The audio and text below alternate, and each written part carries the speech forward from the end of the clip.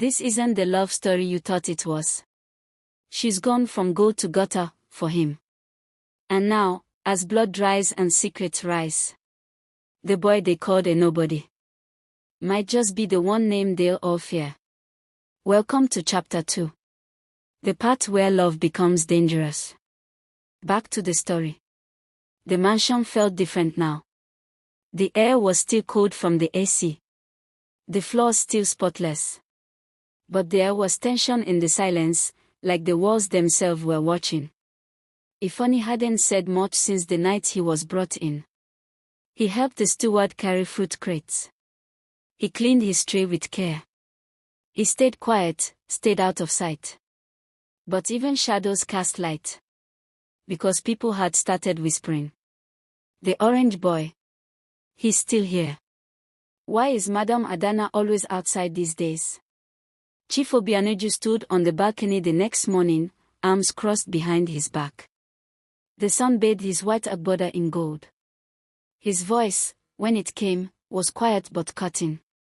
So this is how it starts.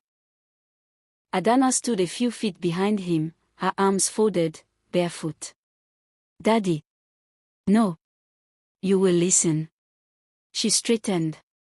I built this family's name. From nothing. We were laughed at. Now they clap. Do you think I'll throw that away for a fruit seller with good teeth? She looked away. He's more than that. Adana. His voice dropped. Don't shame me. I'm not marrying Toby. He turned slowly. Yes. You are. No. He walked toward her. That wedding is in 2 months. Our name is on every banner. Every oil board. His father secured 3 government contracts for me last week because of that union. Adana's voice cracked. So I'm a tool. He paused. Then he said, too calmly. If that's what protects this family, yes. Toby stood by the fountain. Designer sunglasses. White kaftan. Gold wristwatch. Ifeanyi was walking by with a basket of mangoes when Toby called out. Orange boy. He turned. Toby smiled. You've been enjoying, ABI? Ifeanyi didn't reply. Toby took off his glasses. Let me give you a word. For free. This life, it's like levels. You they understand. Ifeanyi nodded slowly. You're level 0. Me. I'm the sky. Ifeanyi looked him dead in the eye. But even the sky changes. Toby's smile dropped for half a second. Then he walked away. But that night, a phone call went out. Adana's heart. She couldn't sleep. She walked the mansion grounds barefoot, hands in her robe, hair tied. She stopped by the kitchen window and saw Ifeanyi laughing with the gardener. A small, quiet laugh. She turned away quickly. But her chest tightened. She was falling. Not for a prince. Not for a savior. But for a boy with cracked heels and kind eyes. A boy who never asked her to be perfect. In a hotel across town, a meeting happened. Toby, his father, and a government fixer sat around whiskey and silence. She's drifting, Toby said. The fixer sipped. Then you pull her back. And if she fights? His father said calmly. Then we remind her who she is, and who she is not. It started with a simple text. From Adana. To Auntie Rose. Tell the driver I'll need the smaller SUV today. No security. I'm stepping out alone. From Auntie Rose. Where are you going? No reply. She wore jeans. A lemon blouse. Sneakers. No earrings, no jewelry. She tied her curls in a puff and threw on sunglasses. For the first time in years, she didn't look like Chief's daughter. She looked like a girl chasing something real. She waited by the gate. Ifeanyi came out with a broom, thinking she needed help with cleaning. She smiled. No broom today. I want you to come with me. He blinked. Go where? Out. You see. I don't have. I already packed slippers and a clean shirt for you. He smiled faintly. You really planned this? I really did. The mainland market. They drove through Yoba, past the university, through Tejosho. Adana kept her window down. For once, the air hit her skin and didn't feel dirty. It felt alive. Ifani guided her through a back road to a small, colorful market where people knew him. He waved at an old puff-puff seller. Helped a blind beggar cross. 2 kids ran to hug him. You're a celebrity, she whispered. He grinned. Not like you. No, she said seriously. I'm the one that's fake. You're real. They sat on a short wooden bench beside a bean cake stand. She ate akara with pepper sauce using her hand. He laughed. You're messing up your fingers. I don't care. She was laughing like a girl who had never been told to be careful with her face. As they walked down the narrow alleys, clothes brushing their arms, she suddenly asked, have you ever been in love? He stopped. No. Not the kind in movies. Not the kind where people stay. She looked at him. Do you think you could be loved by someone like me? He looked at her for a long time. Yes. But I think the world would hate us for it. She didn't argue. She reached out and touched his hand. And he didn't let go. Across the road, in a blue Camry with tinted windows, a man clicked 2 photos with his phone. Then he made a call. She's here. With him. Laughing like mad. The voice on the other end was Toby's. Good. Send the pictures. And follow them. I need to know where he stays. Back in the estate that night. Adana and Ifani sat under the mango tree at the far end of the compound. It was dark, but quiet. Their fingers still touched. I don't want to marry Toby, she said. I know. I think I want you. He didn't speak. But his hand tightened gently around hers. I don't have anything, he whispered. No house. No bank account. No surname people clap for. She smiled, eyes soft. You have peace. And I've never had that. But just outside the compound gate, a printout of their picture was already in Chief Obianuju's inbox. And on the back of it, Toby had written one word. Choose. The Obianuju living room was too quiet. No jazz music. No AC hum. Even the housemaid stayed out of sight. The silence felt like a noose, tightening slowly. Adana stood near the wall, arms folded, heart thumping. Chief Obianuju sat on the couch, holding a glossy A4 photo in one hand. In it, his daughter. Her hand in the orange sellers. Smiling. No security. No shame. Across the room, Toby leaned on the doorframe, fake sympathy stitched across his face. I didn't want to be the one to show you this, he said, lying. Chief Obianuju raised the photo without looking at her. Explain. Adana's voice was calm, but her chest was a furnace. I love him. The chief exhaled sharply. Like someone had slapped him. Is that a joke? No. Is this rebellion? Are you punishing me? I'm choosing me. You're destroying this family. No. I'm saving myself before I disappear completely. The father's ultimatum. He stood. Slowly. You have 2 options. She didn't flinch. 1, you end this madness. You marry Toby. You protect his name. Or 2, you leave this house. And when you do, you lose the Obianuju name, the cars, the staff, your inheritance. Everything. Silence. Toby cleared his throat. Baby, think about this. She cut him off. I've thought. And then, she turned to her father. I choose love. Adana packed one bag. Just one. Her mother's gold chain tucked inside. A diary. A photo of her as a child before the money came. She walked out slowly. Ifeanyi stood at the gate, shut clean, eyes wide with confusion. What's happening? She smiled softly. I chose you. His heart jumped, then fell. No, you can't leave all that because of me.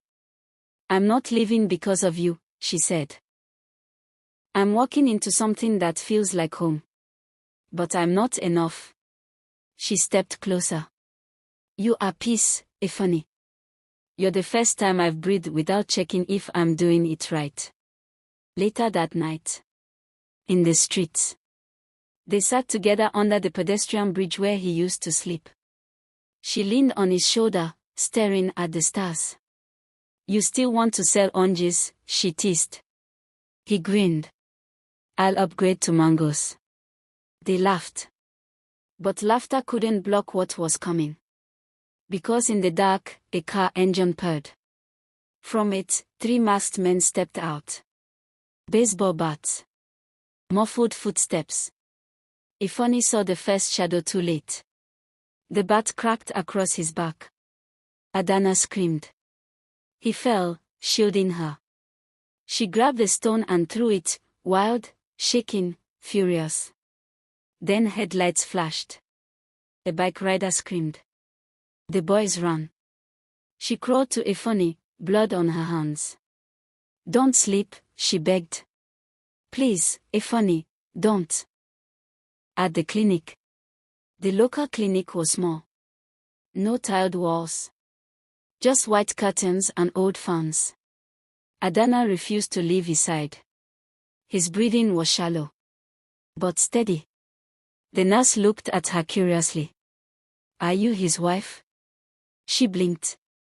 Then nodded. Yes. I am. The clinic smelled of rubbing alcohol and patience. Adana sat on the plastic chair beside Ifeanyi's bed, her head resting on his arm. It had been 2 days. His wounds were healing, but slowly. The bruises on his back were deep, but his spirit hadn't cracked. He opened his eyes slowly. She was still there. You didn't leave, he whispered. She smiled. You thought I would. He nodded faintly. Rich girls don't sleep in places like this. I'm not a rich girl anymore. But you still look like sunlight. Survivor without a surname. They moved into a small one-room space near Ojulegba. It had one window, one fan, and a door that groaned like an old man when it opened. Adana used her savings to pay the rent. Money she had hidden long ago for a just in case. Now, just in case had come. She bought food from the market. Learned to boil water with a kerosene stove. Woke up to the sound of generators and crying babies. Sometimes she sat on the floor, holding her knees. But she never cried in front of him. One night, he found her there and sat beside her. I can't give you back what you left. She looked up, eyes fierce. I didn't leave comfort. I left prison. A strange visitor. 3 days later, a man came to the street asking for Ifeanyi. Old man. Faded cap. Dusty trousers. But his voice was steady. Now here the boy they stay. The one way they sell orange before. Adana opened the door. Who are you? The man smiled. My name is Motsi Uche. I used to know his father. The past breaks open. Ifeanyi sat quietly on the wooden bench as the old man spoke. Your father was a brilliant man. A banker. Name was Obinna. He disappeared when you were small. Died under strange conditions. Rumors say he uncovered a scandal in the oil sector and was silenced. Ifeanyi's heart raced. He was my friend. And you were never poor. You were hidden. Adana covered her mouth. You mean? Ifeanyi, Motsi Uche said gently, your real surname is. And your father left documents. Land. Shares. Hidden under another name until it was safe. He brought out a brown envelope. Inside, a letter, and a copy of a birth certificate. Ifeanyi Obinna is. Son of a whistleblower. Grandson of a village king. The streets never broke him. They just made him forget who he really was. Power shift quietly. That night, Adana sat beside him on the mattress. You're not the boy they thought you were. He looked at her. Neither are you. She leaned in. I didn't fall in love with your name. Or your new inheritance. I fell in love with your silence. Your strength. The way you make poverty look like peace. He kissed her forehead. And I fell for the girl who gave up gold just to see me smile. Meanwhile, in the Obianuju mansion, Toby opened his phone. A headline flashed on his screen. Lost heir of late banker emerges. Ifeanyi Obinna is claims inheritance, land worth 200 million Nigerian nairas in Anambra. His glass dropped. What? They returned to the estate quietly. Not in convoys. No press. No grand announcement. Just Adana, dressed in a long Ankara skirt and plain blouse. And beside her, Ifeanyi Obinna is, the same boy from the gutter, now standing with a straight back and soft fire in his eyes. The guards opened the gates without question. Money talks. But power with dignity. It silences. The confrontation. Chief Obianuju was in the study when they entered. He rose, startled. What is this? Adana stepped forward. Truth. She placed the newspaper on his desk. The chief scanned it. Stopped. Read again. He looked at Ifeanyi. This is some kind of lie. Forged. Ifeanyi didn't speak. He handed over the original birth certificate. The letter. The lawyer's seal. Your daughter didn't fall for a beggar, he said calmly. She fell for a man with a name your word buried. Silence filled the room. Adana's eyes shone. You wanted me to marry power. I already have. 2 days later, at an upscale event in Ikoyi, Toby tried to save face. He arrived with a girl half his age. Loud. Expensive. Empty. When the cameras turned to Ifeanyi, who came in clean-cut, simple suit, Adana at his side, the room buzzed. You're the orange boy, right? A journalist asked. Ifeanyi smiled gently. No. I'm Ifeanyi Obinna is. Son of a king. But yes. I did sell oranges. I'm not ashamed. Adana squeezed his hand. That quote made every front page the next morning. Toby tried to retaliate. But his scandals leaked. And the world turned its back, the same way he once turned his back on humility. Weeks passed. The sun was softer that evening. They sat by the lagoon where they first spoke properly. Adana wore a dress with no label.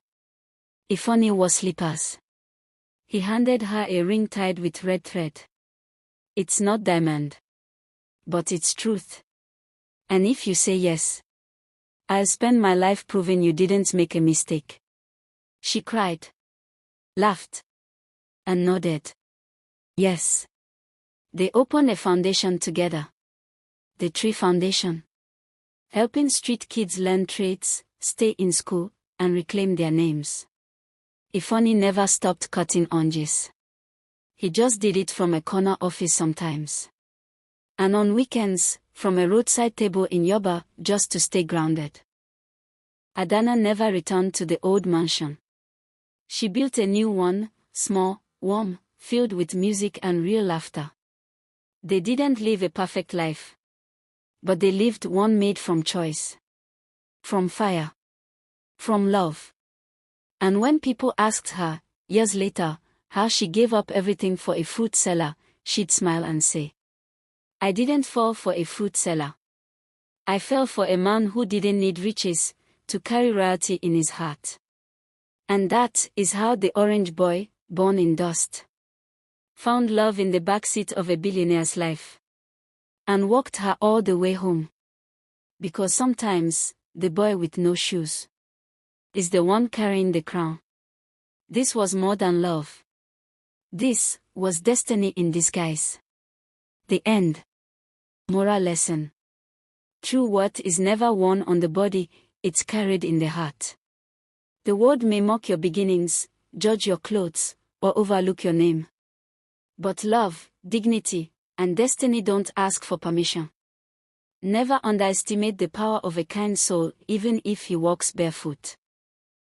And never trade your peace for status, because even diamonds lose their shine in a loveless life. If this story touched you, if you smiled, cried, or shouted God when even once, then don't leave without joining the family. Backhand index pointing right, tap subscribe, so you don't miss the next love that finds its way through fire. Drop a yellow heart in the comments if you believe love can come from anywhere. And tell me, where in the world are you watching from?